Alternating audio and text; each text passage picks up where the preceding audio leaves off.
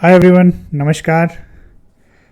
So Friday को ये जो लो हमने एक रेंज बनाई थी, ये हाई और ये लो की, तो ये लो टूट गया। और मैंने कहा था अगर ये लो टूटेगा तो चांसेस हैं कि हम ये जो लोज हैं 24,500 के आसपास वो रीटेस्ट हों या फिर वहाँ ब्रेक डाउन होगा। We will figure that out.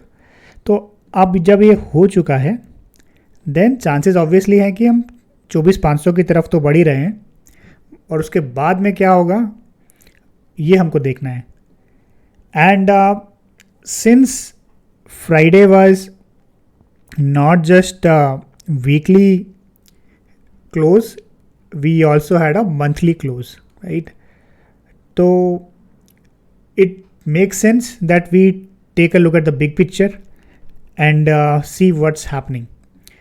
So I'm opening monthly chart which we check once in a month, right? So last time we checked, we thought this is kind of an impulse, and we are moving up in A, B, C, or 1, 2, 3. So we have marked these things as that. But before that, for the context, this was the longer term wave 4 COVID lows, and from there we saw this impulse 1, and this is 2, and this is 3, and then this 4 was going on, and in 4 we got W, X, Y, X, Z.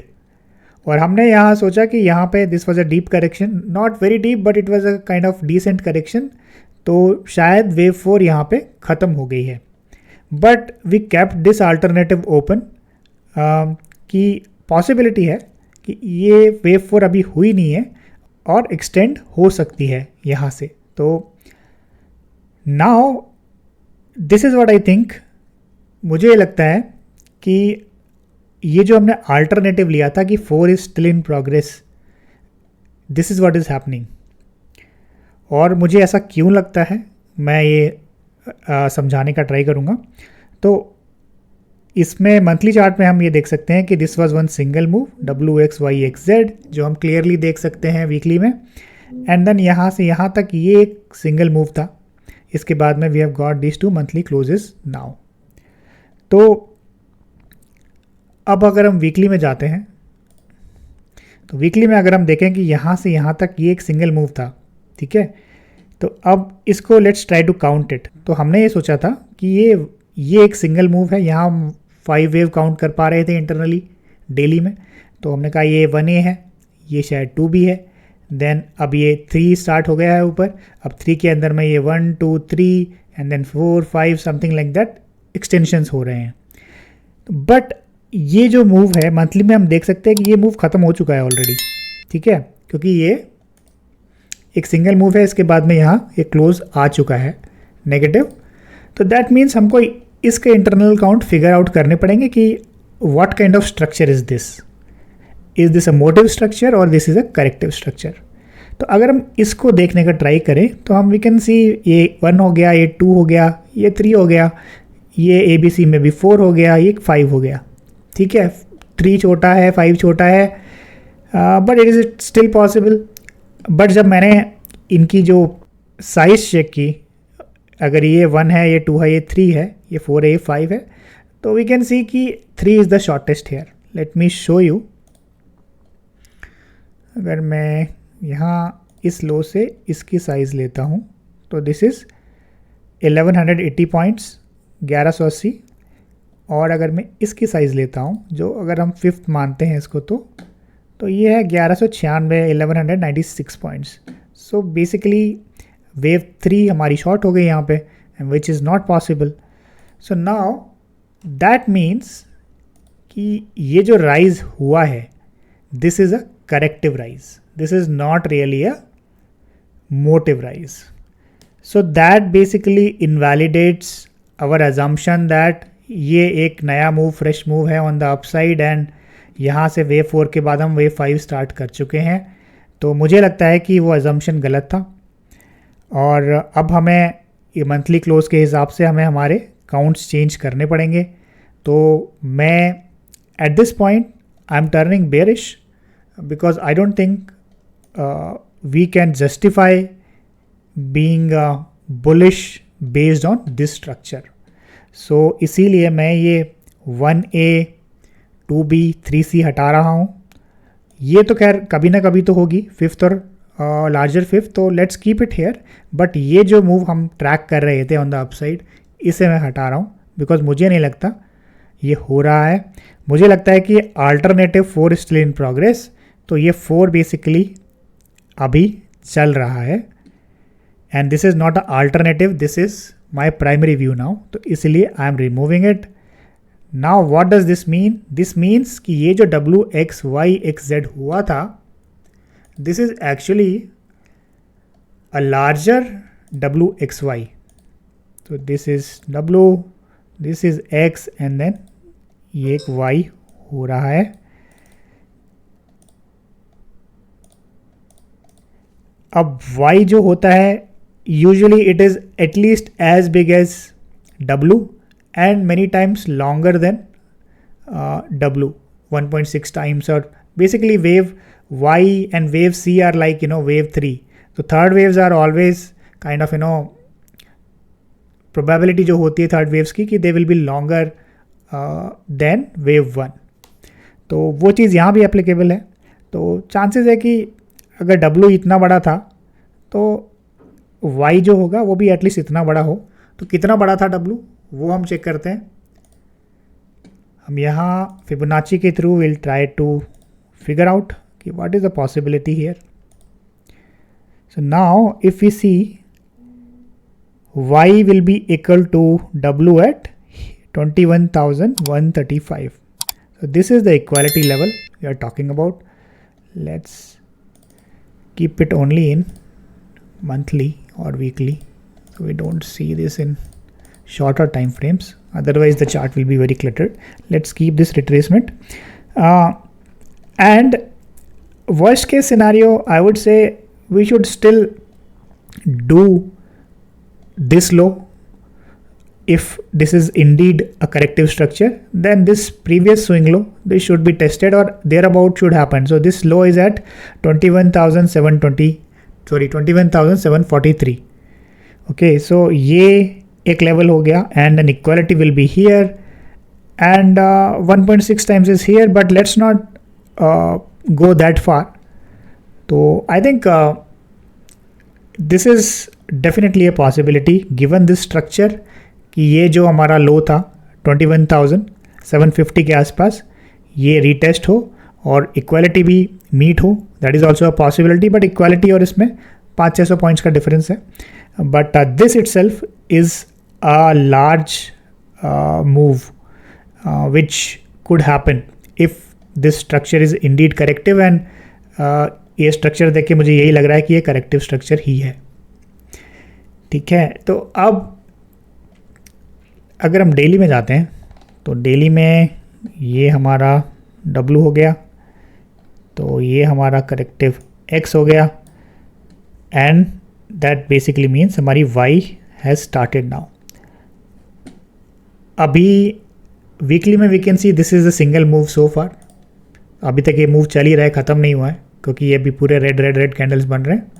तो अगर हम इसको count करें अभी तो 1 2 3 4 5 6 7 8 9 10 11, ठीक है। अभी तक 11 waves we can count in this daily और ये मूव अभी चल ही रहा है, तो चांसेस हैं कि ये it will become 12 and 13 at least. And अगर 13 बनेगा तो ये this will become a motive and that might be wave 1, not wave 1, or it could be wave 1 also, but possibility है it could be wave A of Y, then there will be B of Y and then C of Y which will finish or complete जो ये wave 4 जो हमारा बनेगा। I think मैंने इसमें इसको let me okay visibility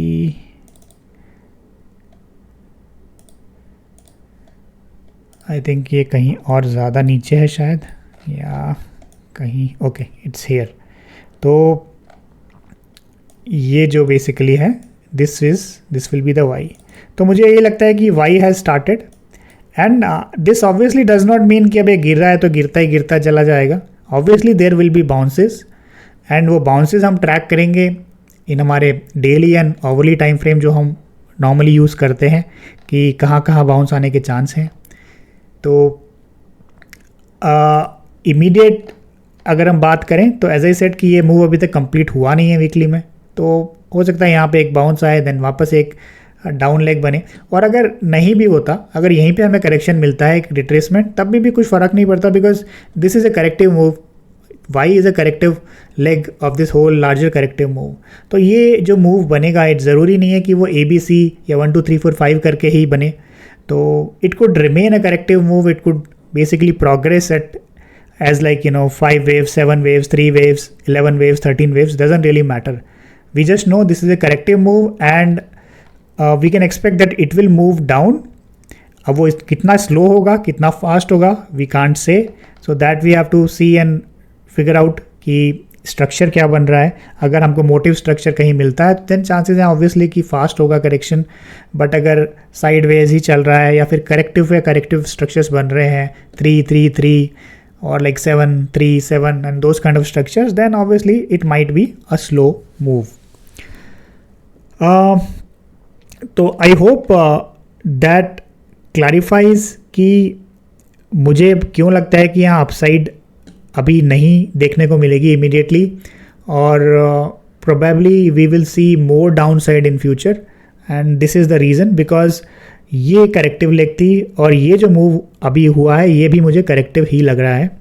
but अगर बीच में कहीं ऐसा कुछ होता है कि यहाँ पे मूव में कहीं एक बड़ा बाउंस मिलता है हमें और उसमें कहीं मोटिव स्ट्रक्चर दिखेगा, तो हम उसको रीएनालाइज करेंगे, रिविजिट करेंगे। बट जब तक वो होगा या नहीं होगा, वी विल एक्सपेक्ट कि this is a down move and we are heading towards these lows in the bigger picture.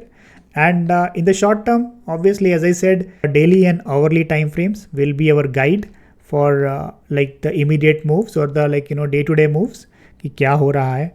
तो अभी immediately the expectation is obviously कि these lows might get tested and यहाँ से शायद एक bounce मिल सकता है, and then वहाँ से this down move could continue, or this bounce could be basically a retracement of this whole thing, right?